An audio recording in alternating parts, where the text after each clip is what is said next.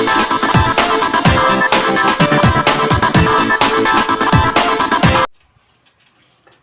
My dear student and my dear friend, मेरे इस YouTube channel में आप सभी लोगों का स्वागत है। पिछले वीडियो में मैंने आप सभी लोगों को शक्ति, सत्ता और औचित्यपूर्णता से अवगत कराया था।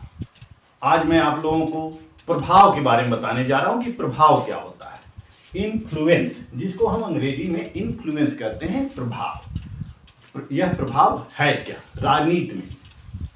वैसे तो प्रभाव को हम सभी लोग जानते हैं कि व्यक्ति का प्रभाव होता है और इस प्रभाव में विभिन्न तत्वों का योगदान होता है कि हम प्रभाव को कैसे छोड़ते हैं, प्रभाव हम कैसे डालते हैं दूसरों के ऊपर, अपना प्रभाव कैसे डालते हैं। हम अपने व्यक्तित्व से लोगों के ऊपर प्रभाव डालते हैं, अपने कार्यों से, अपने योग्यता से, अपने आचरण से दूसरे व्यक्तियों के ऊपर हम प्रभाव डालते हैं। यानी कि वह हमारे प्रभाव के द्वारा वो प्रभावित हो जाता है और वह हमारे अकॉर्डिंग कार्य करने लगता है, वह हमारे अनुसार कार्य करने लगता है। यानी कि प्रभाव क्या होता है? प्रभाव एक ऐसी योग्यता होती है जिससे कि हम दूसरे के व्यवहारों को नियंत्रित कर सकें या दूसरों को हम मना सकें, दूसरे को अपने अधीन कर सकें। यह हमारा प्रभाव होता है, यह हमारा प्रभाव होता है। तो हम प्रभाव की परिभाषा को देखते हैं। लासवेल एवं कापलान, लासवेल एवं कापलान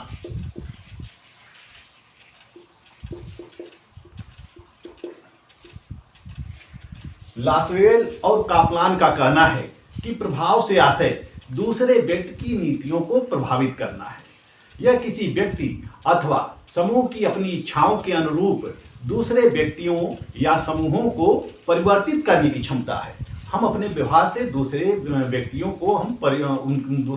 के व्यवहारों को हम परिवर्तित कर सकते हैं, दूसरे समूहों के व्यवहारों को परिवर्तित कर सकते हैं। जो दूसरा समूह होता है उस समूह को हम अपने अनुसार नियंत्रित कर सकते हैं। यह क्या होता है? प्रभाव। तो लासवेल और कापलान का कहना है कि प्रभाव से आशय दूसरे व्यक्ति की नीतियों को प्रभावित करना है। यह किसी व्यक्ति अथवा समूह की अपनी इच्छाओं के अनुरूप दूसरे व्यक्तियों या समूहों को परिवर्तित करने की क्षमता होती है।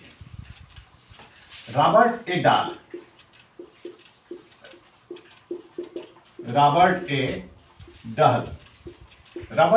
डहल का कहना है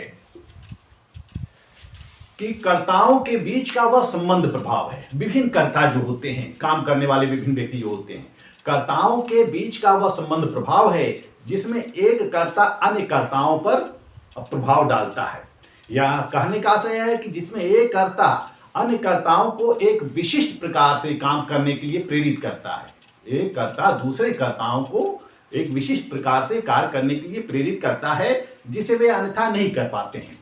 तो इसको हम प्रभाव करते हैं, या हम दूसरों को प्रेरित कर दें कार्य करने के लिए, वह हमारा प्रभाव होता है।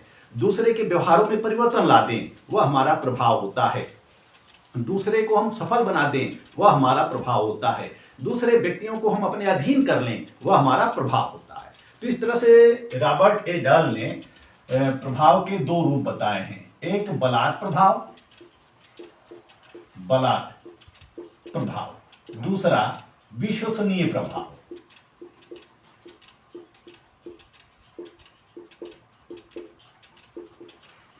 बलात् प्रभाव और विश्वसनीय प्रभाव।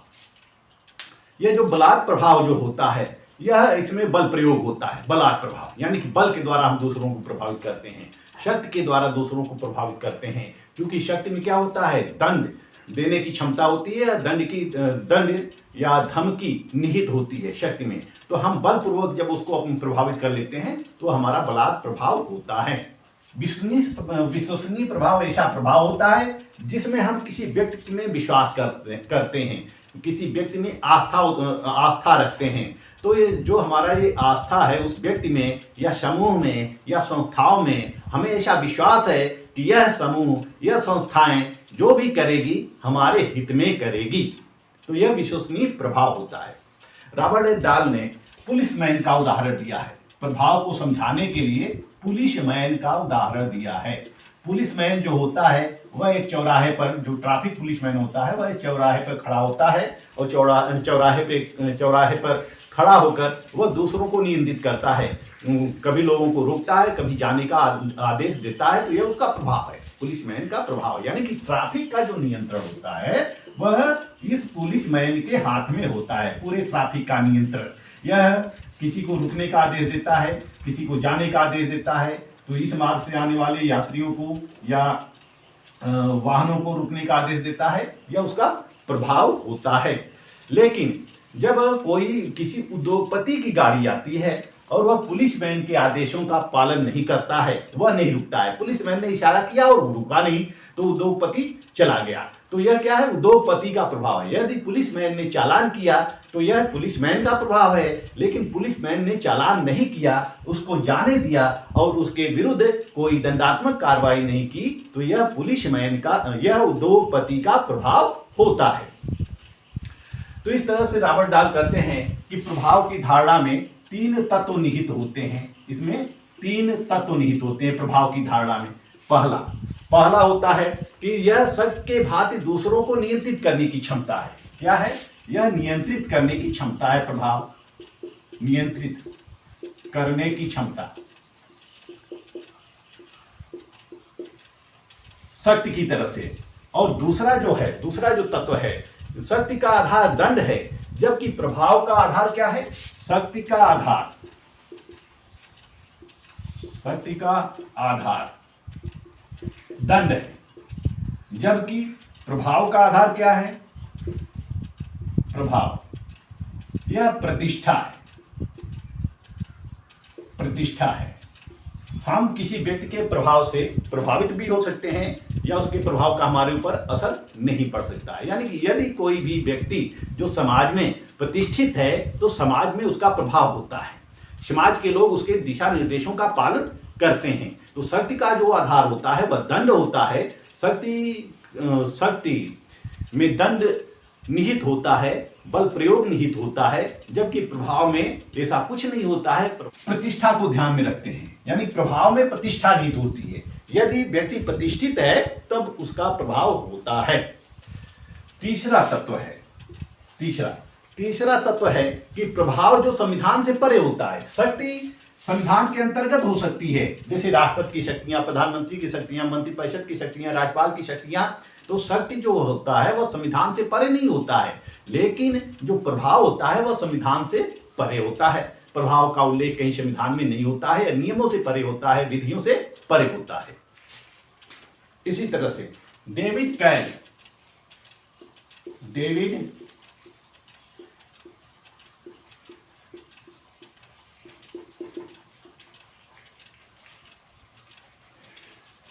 कैल कहते हैं कि प्रभाव में धमकी या प्रलोभन के स्थान पर परामर्श, प्रोत्साहन, चेतावनी आदि के रूप में भविष्यवाणी निहित होती है। प्रभाव में धमकी या प्रलोभन के स्थान पर क्या निहित होता है? परामर्श निहित होता है, प्रोत्साहन निहित होता है, चेतावनी निहित होती है।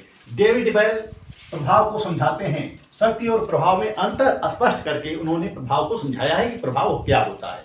जैसे कि शक्ति संदेश, इन्होंने शक्ति संदेश का उदाहरण दिया है। इन्होंने शक्ति संदेश का उदाहरण देते हुए कहा है कि शक्ति क्या है। जैसे डेविड कैल ने प्रभाव को शक्ति संदेश और प्रभाव संदेश के उदाहरण से समझाया है। शक्ति संदेश क्या है? यदि तुम इस लड़की से विवाह करोगे तो उत्तराधिकार से वंचित कर दिए जाओगे। इसमें क्या है? शक्ति निहित है। यदि तुम इस लड़की से विवाह करोगे तो उत्तराधिकार से वंचित कर दिए जाओगे। इसमें क्या है? पावर निहित होता है। जबकि प्रभाव संदेश क्या है? यदि तुम इस लड़की से विवाह करोगे तो आजीवन दुखी रहोगे। इसमें किसी प्रकार की धमकी नहीं निहित होती है। डेविड कैल क्या कहते हैं कि प्रभाव में धमकी या प्रलोभन के स्थान पर परामर्श, प्रोत्साहन और चेतावनी निहित होता है। यानी कि परामर्श, प्रोत्साहन, चेतावनी आदि के रूप में भविष्यवाणी निहित होती है। तो यह भविष्यवाणी की जाती है कि यदि तुम इस लड़की से विवाह करोगे तो आजीवन दुखी रहोगे। इसको हम परामर्श भी मान सकते हैं, चेतावनी भी मान सकते हैं। तो इस तरह से डेविड कैल ने प्रभाव को समझाया है, शक्ति और प्रभाव में अंतर स्पष्ट करके कि शक्ति क्या है और प्रभाव क्या है। आइए हम प्रभाव के आधारों के बारे में विश्लेषण करते हैं कि प्रभाव के आधार क्या हैं या प्रभाव के आधार क्या है। पहला है, प्रभाव के जो आधार हैं वह प्रतिष्ठा हो सकता है। प्रतिष्ठा, व्यक्ति समाज में, राजनीति में या आर्थिक क्षेत्र में, व्यापारिक क्षेत्र में वह काफी प्रतिष्ठित है, लोग उसका काफी मान सम्मान करते हैं, वह उसका स्टेटस काफी बड़ा है, तो उसके आदेशों को, उसके दिशा निर्देशों को सहर्ष ही स्वीकार कर लेते हैं। यानी कि उसके आदेश या दिशा निर्देशों का अवहेलना नहीं करेंगे, उससे हमेशा परामर्श लेते हैं, परामर्श लेते रहते हैं। यदि वह कोई आदेश दे दिया तो लोगों को करना ही करना है, क्योंकि वह व्यक्ति उससे प्रभावित है, जिसने उसको आदेश दिया है, जिसने उसको परामर्श दिया है, जिसने उसको दिशा निर्देश दिया है। तो उस प्रभाव का आधार प्रतिष्ठा होता है। व्यक्ति जितना ही अधिक प्रतिष्ठित होता है उसका प्रभाव उतना ही अधिक होता है। प्रतिष्ठा हमारी जितनी अधिक होती है हम उतने ही अधिक प्रभावित होते हैं। यानी कि हमारी प्रतिष्ठा जितने बड़े क्षेत्रों में होती है उतना बड़ा क्षेत्र हमारे दिशा निर्देशों का पालन करता रहता है। यह प्रतिष्ठा जो होती है पद जनित भी हो सकती है। पद जनित प्रतिष्ठा, पद जनित प्रतिष्ठा, यानी पद जनित प्रतिष्ठा क्या होती है? प्रतिष्ठा जो होती है पद जनित भी हो सकती है या वैयक्तिक भी हो सकती है। वैयक्तिक या व्यक्तिगत, जिसको हम कहते हैं, वैयक्तिक हो सकती है या व्यक्तिगत हो सकती है। यानी कि हमारी जो प्रतिष्ठा है, हम अपने कार्यों से, अपने आचरण से जो प्रतिष्ठा बनाते हैं, जो समाज में मान सम्मान पाते हैं, वह हमारी वैयक्तिक प्रतिष्ठा होती है। पदजनित प्रतिष्ठा ऐसी प्रतिष्ठा होती है जब हम किसी पद पर होते हैं, जैसे कि राष्ट्रपति का पद है, प्रधानमंत्री का पद है, मुख्यमंत्री का पद, विधायक वगैरह जितने भी राजनीतिक पद होते हैं, सामाजिक पद होते हैं, आर्थिक पद होते हैं। यानी कि जब हम किसी पद पर होते हैं तो वह हमें पद जनित प्रतिष्ठा मिलती है। जैसे कि एक डीएम है, डीएम, वह जब डीएम रहता है, यानी कि जब वह डीएम, हम डीएम को छोड़ते हैं, एक जैसे कि एक सीएम है, चीफ मिनिस्टर, चीफ मिनिस्टर जो होता है, मुख्यमंत्री होता है, वह जब तक कुर्सी पर बैठा रहता है तब तक उसकी प्रतिष्ठा बनी रहती है, उसका मान सम्मान बना रहता है, और वह जो भी आदेश पारित कर देता है पूरे प्रदेश में लोग उसको अपनाते हैं, लागू करते हैं, फॉलो करते हैं। लेकिन जब यही सीएम कुर्सी से उतर जाता है,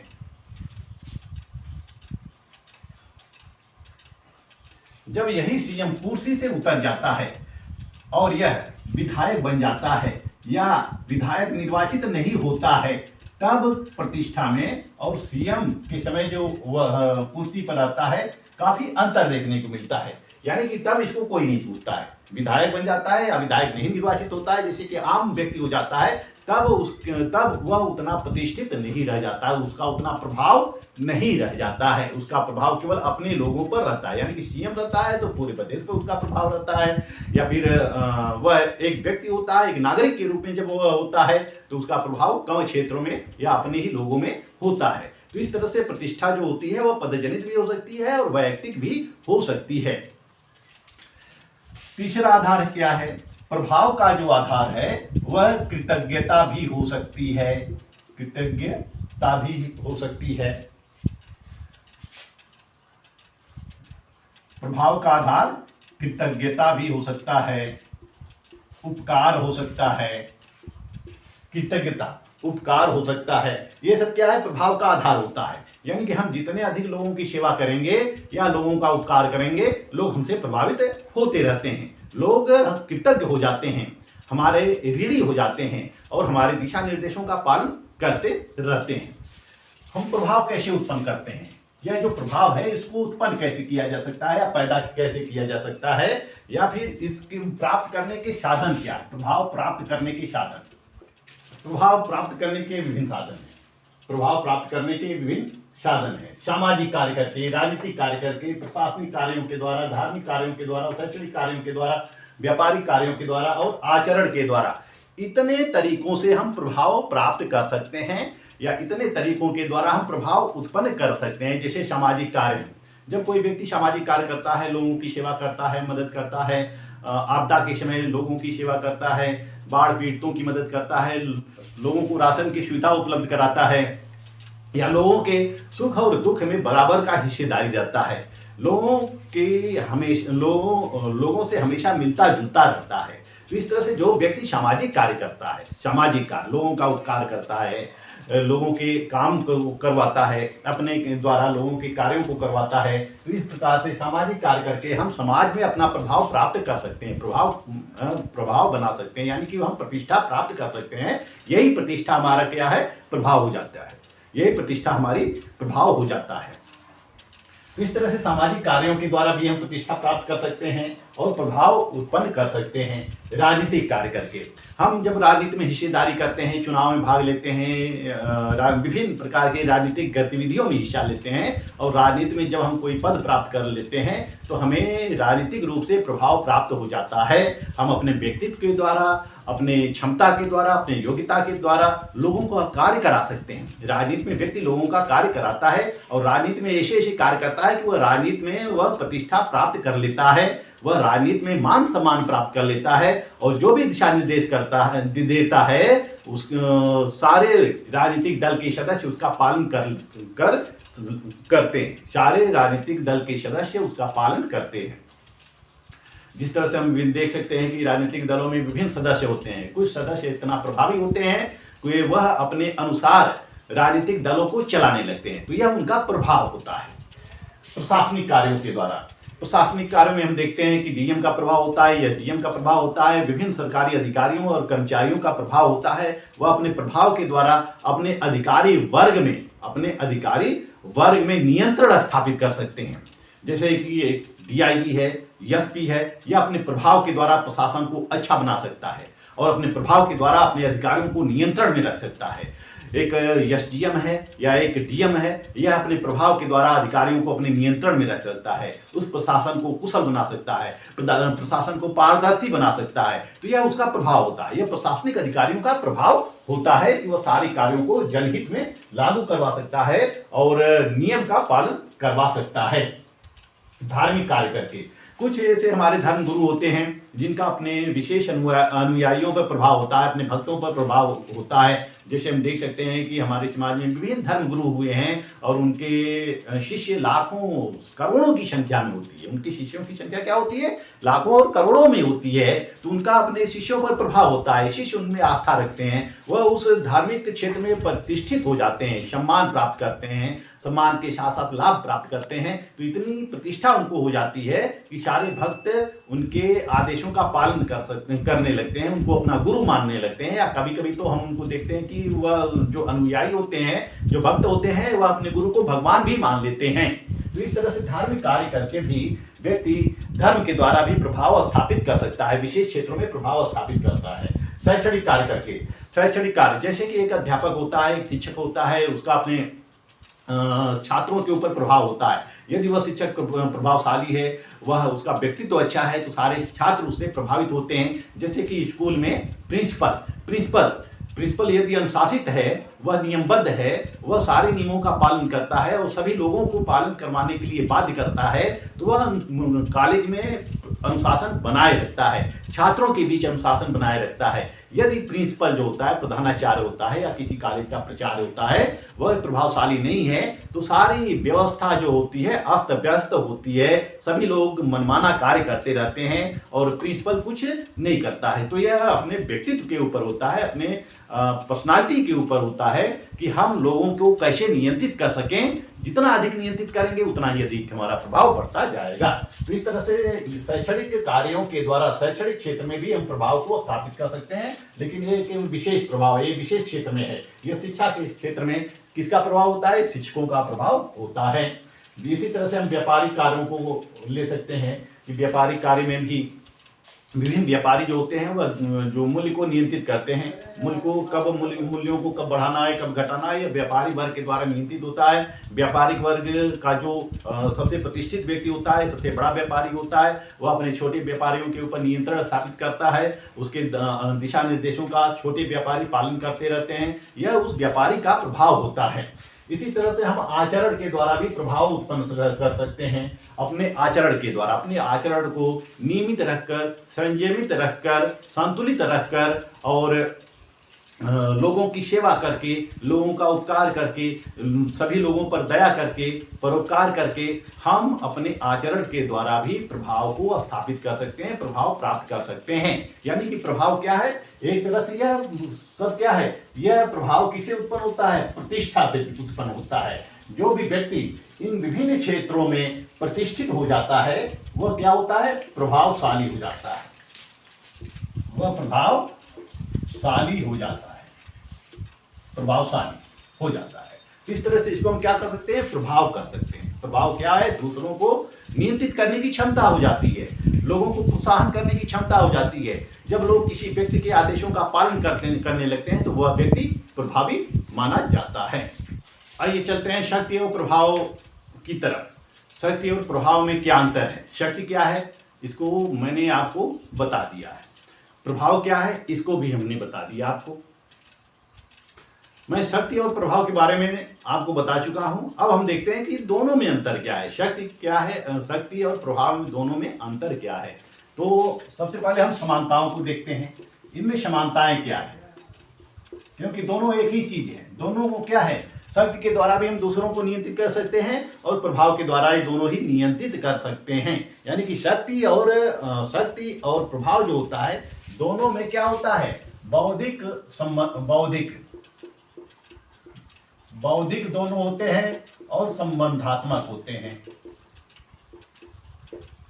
बौद्धिक होते हैं और संबंधात्मक होते हैं। यह दोनों एक दूसरे को सबलता प्रदान करते हैं। यानी कि शक्ति यदि है तो व्यक्ति के पास प्रभाव भी होगा, प्रभाव है तो उसके पास पावर भी होगा। यानी कि यदि व्यक्ति पावरफुल है तो इसका मतलब है कि उसका इन्फ्लुएंस ज्यादा है, वह उसका इन्फ्लुएंस ज्यादा है। यदि इन्फ्लुएंस उसके पास है, प्रभाव है, तो शक्ति होती है।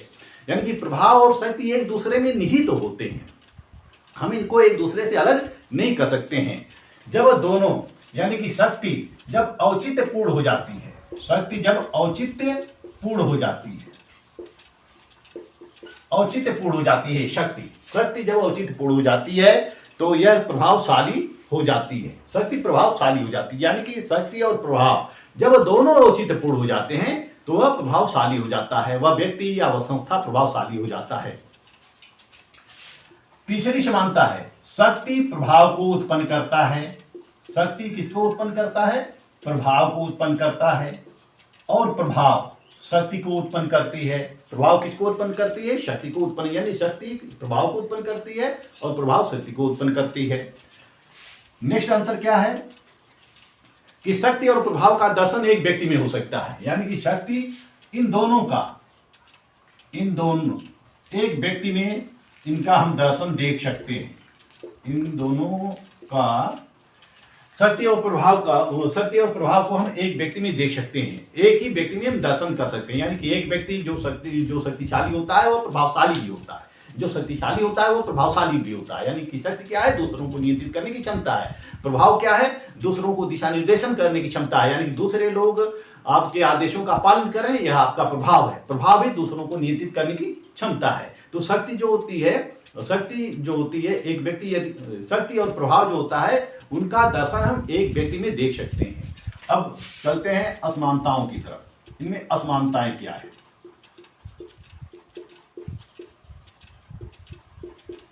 असमानताएं, शक्ति और प्रभाव में असमानता क्या है? शक्ति जो होती है, शक्ति वह दमनात्मक होती है, शक्ति दमनात्मक होती है, शक्ति दमनात्मक होती है। यानी कि शक्ति में बल प्रयोग या बल प्रयोग की धमकी निहित होती है। लेकिन जो प्रभाव जो होता है, प्रभाव वह स्वेच्छापूर्ण होता है। प्रभाव जो होता है वह स्वेच्छापूर्ण होता है। यानी कि व्यक्ति अपने प्रभाव के द्वारा यदि दूसरों से कोई कार्य कराने के लिए कहता है, वह व्यक्ति कोई कार्य नहीं करता है तो इसका कोई प्रभाव नहीं पड़ता है, इसका कोई प्रभाव नहीं पड़ता है।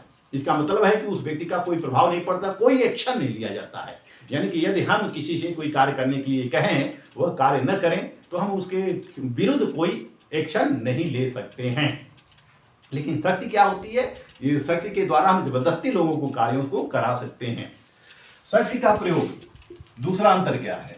शक्ति का प्रयोग मनमाने तरीके से किया जाता है। मनमाने तरीके से किया जाता है। शक्ति का प्रयोग हम मनमाने तरीके से कर सकते हैं, जबरदस्ती किसी की संपत्ति हड़प सकते हैं, संपत्ति को छीन सकते हैं, किसी से जबरदस्ती हम कार्यों को ले सकते हैं, जबकि प्रभाव का प्रयोग जो है आचरण के द्वारा किया जाता है, अपने आचरण के द्वारा किया जाता है। आचरण के द्वारा उसको हम प्रभावित करके उसको अपने वश में कर सकते हैं या अपने मनोकूल कार्यों को करा सकते हैं, अपने वश में करके या अपने मनोकूल कार्यों को करा सकते हैं। तीसरा अंतर है कि शक्ति की सीमाएं होती हैं, शक्ति प्रयोग की सीमाएं होती हैं, शक्ति प्रयोग की सीमाएं होती हैं। सीमाएं, शक्ति प्रयोग की सीमाएं होती हैं, लेकिन प्रभाव की कोई सीमा नहीं होती है। जैसे कि राष्ट्रपति को जो शक्ति दी गई है उसकी कुछ सीमाएं हैं, प्रधानमंत्री की शक्ति की सीमाएं हैं, राज्यपाल की शक्ति की सीमाएं हैं, विभिन्न अधिकारियों और कर्मचारियों की शक्ति की सीमाएं हैं, विभिन्न अधिकारियों और कर्मचारियों की शक्ति की सीमाएं हैं, लेकिन प्रभाव की कोई सीमा नहीं है, प्रभाव की कोई सीमा नहीं है। हम यह प्रभाव किसी भी क्षेत्र में इसको हम स्थापित कर सकते हैं, अपने प्रभाव को स्थापित कर सकते हैं, प्रभाव की कोई सीमा नहीं होती है। शक्ति जो होती है, चौथा, शक्ति जो होती है अप्रजातांत्रात्मक होती है। शक्ति जो होती है अप्रजातंत्रात्मक होती है, यानी कि ये प्रजातांत्रिक नहीं होती है, जबकि प्रभाव क्या होता है, यह व्यक्तिगत होता है। हम व्यक्तिगत रूप से प्रभाव को स्थापित करते हैं। प्रभाव एक व्यक्ति में हो सकता है या एक संस्थाओं में हो सकता है या एक संगठन में से प्रभाव हो सकती है। तो इस तरह से हम देखते हैं कि शक्ति और प्रभाव में कुछ समानताएं भी है और असमानताएं भी हैं। तो यह मेरे प्यारे छात्रों, मेरे प्यारे मित्रों, यह प्रभाव के बारे में मैंने आपको इस वीडियो में बताया कि प्रभाव क्या है, राजनीतिक प्रभाव क्या है, सामाजिक प्रभाव क्या है, राजनीति में प्रभाव का क्या महत्व है। जैसे हम देख सकते हैं कि भारत एक प्रभावशाली है, अमेरिका का प्रभाव हम कह सकते हैं ना कि यह अमेरिका का प्रभाव है, यानी कि उसके पास शक्ति है इसलिए उसके पास प्रभाव है। अधिकांश देश उसके दिशा निर्देशों का पालन करते हैं। इसी तरह से भारत का भी अपना प्रभाव होता है, अंतर्राष्ट्रीय क्षेत्र में भारत का भी अपना प्रभाव होता है। भारत का जो राष्ट्रपति है, जो प्रधानमंत्री है, वह जितना ही अधिक वह व्यक्तित्व का धनी होता है, वह जितना ही अधिक प्रभावशाली होता है, भारत के साथ उतने ही अधिक देश होते हैं, भारत के साथ उतने ही देश होते हैं। यानी कि एक जो देश का नेता होता है, देश का नेता जो होता है, वह अपने प्रभाव के द्वारा विभिन्न देशों से संबंध स्थापित कर सकता है, विभिन्न देशों के आचरणों को नियंत्रित कर सकता है, व्यवहारों को नियंत्रित कर सकता है, अंतर्राष्ट्रीय क्षेत्रों में अपने देश की ख्याति स्थापित कर सकता है, अपनी देश की प्रसिद्धि स्थापित कर सकता है। आज मैं आप लोगों को प्रभाव के बारे में बतलाया। मेरा वीडियो आपको अच्छा लगे तो लाइक, सब्सक्राइब और शेयर जरूर करते रहिएगा। नए नए अध्याय पढ़ने के लिए मेरे इस चैनल के साथ आप लोग बने रहिए। मिलते हैं अगले वीडियो में, तब तक के लिए धन्यवाद।